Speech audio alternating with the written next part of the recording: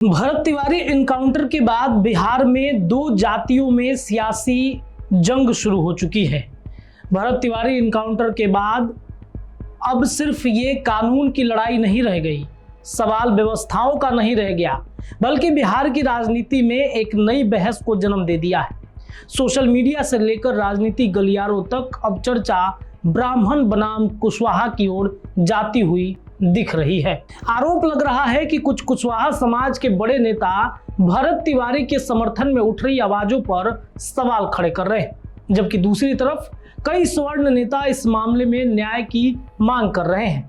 मामला तब और चर्चा में आ गया जब बिहार के वरिष्ठ नेता नागमणि कुशवाहा ने एक टीवी चैनल पर भरत तिवारी एनकाउंटर से जुड़े सवाल पर कहा कि कुत्ता बिल्ली की बात मत करो।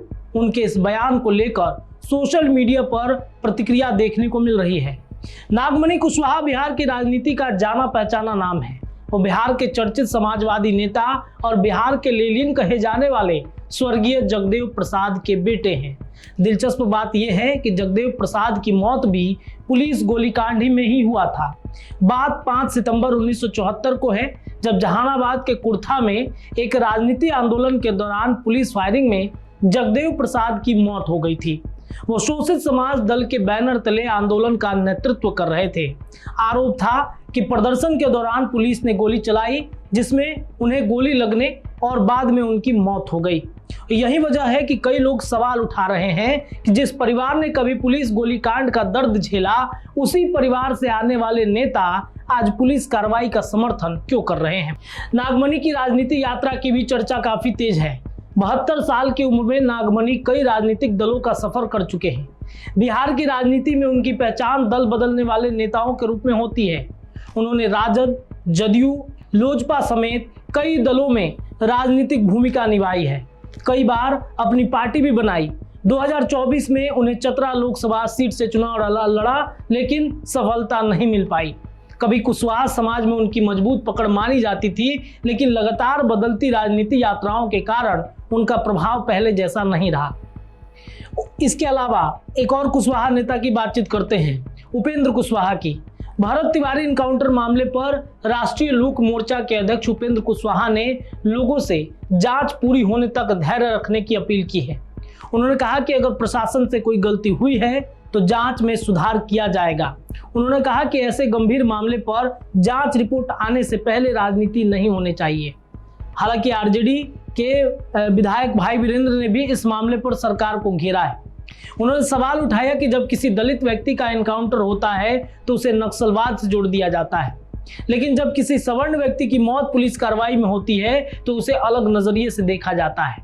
इसके अलावा एक और पटेल समाज से आने वाले नेता हैं, जनता दल यूनाइटेड के हैं ये, और कुशवाहा समाज से ये नेता जिनका नाम राजीव रंजन पटेल है, उन्होंने भरत तिवारी के समर्थन में उठ रही आवाजों पर सवाल खड़े किए। इतना ही नहीं, पटेल साहब ने तो अपने ही सरकार के मंत्री अशोक चौधरी के उठाए गए सवाल पर भी उन्होंने तीखी टिप्पणी कर दी। उन्होंने कहा कि जो लोग इस मामले में सरकार और पुलिस पर सवाल उठा रहे हैं वे नक्सलवाद को बढ़ावा दे रहे हैं। उन्होंने बिहार सरकार के मंत्री अशोक चौधरी के बयान पर भी प्रतिक्रिया दी। इतना ही नहीं, उन्होंने अपने ही विधान परिषद सदस्य पवन सिंह पर भी टिप्पणी कर दी। उन्होंने कहा कि जब जवनिया के लोग परेशान थे, बाढ़ में जब वो परेशान हो रहे थे, तब आवाज क्यों नहीं उठा रहे थे? वो कहाँ नाच रहे थे?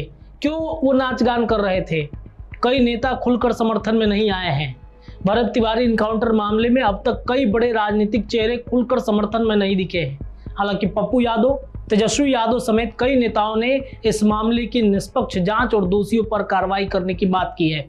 वहीं दूसरी तरफ भरत तिवारी के समर्थक लगातार सवाल उठा रहे हैं कि क्या सामाजिक कार्यकर्ता की मौत एक एनकाउंटर थी, इसके पीछे कोई बड़ी कहानी थी। फिलहाल न्यायिक जांच जारी है और आने वाले दिनों में जांच रिपोर्ट ही तय करेगा कि सच क्या होगा। लेकिन इतना तय है कि भरत तिवारी एनकाउंटर अब सिर्फ भोजपुर का मामला नहीं रहा, बल्कि बिहार और देश की राजनीति और समाज में एक बड़ी बहस बन चुकी है। दर्शकों, कल एक रिपोर्ट मैंने दिया था जिसमें यह बताया कि बिहार सरकार के एक मंत्री हैं जिनके कहने पर यह सब कुछ खेल हुआ, और जानकर आप ये आश्चर्य हो जाएंगे कि वो मंत्री भी कुशवाहा समाज से ही आते हैं। इसके अलावा जो अधिकारी थे जिनके कहने पर सब कुछ ये हुआ, जिन दोनों के बीच में फोन पर वार्तालाप हुई, वो कुर्मी समाज से आते हैं। तो आखिरकार कुशवाहा कुर्मी समाज सवर्णों से इतना नफरत क्यों करने लगा है?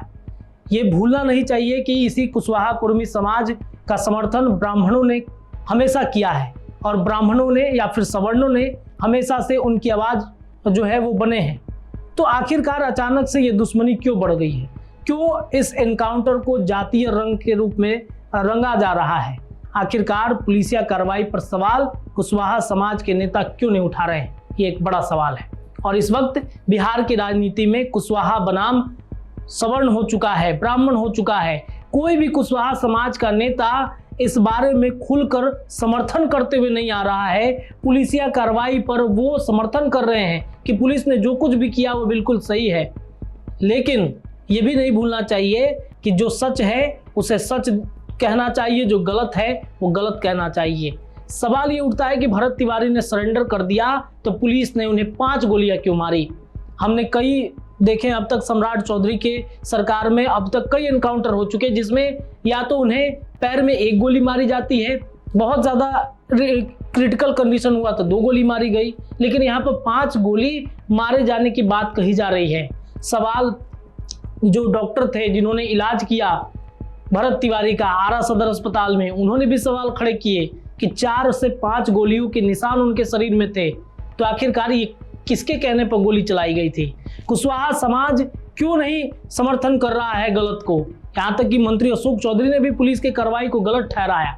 हालांकि अब न्यायिक जांच पर ही सब कुछ टिका है कि न्यायिक जांच की रिपोर्ट में क्या कुछ होता है, रिटायर्ड जज और उनकी टीम किस तरीके से कार्रवाई करती है। बिहार पुलिस के वो जो अधिकारी थे जिनके कहने पर ये गोलीबारी हुई, एनकाउंटर हुआ, उन पर क्या कार्रवाई होती है ये आने वाले वक्त में दिखेगा।